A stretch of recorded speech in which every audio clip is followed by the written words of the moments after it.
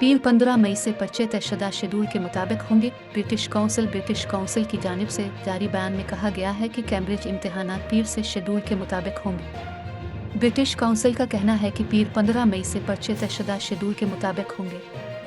ख्याल है कि इमरान खान की गिरफ्तारी के बाद होने वाले एहतजाज की वजह से वो और ए लेवल्स के इम्तिहानात भी मुतासिर हुए हैं।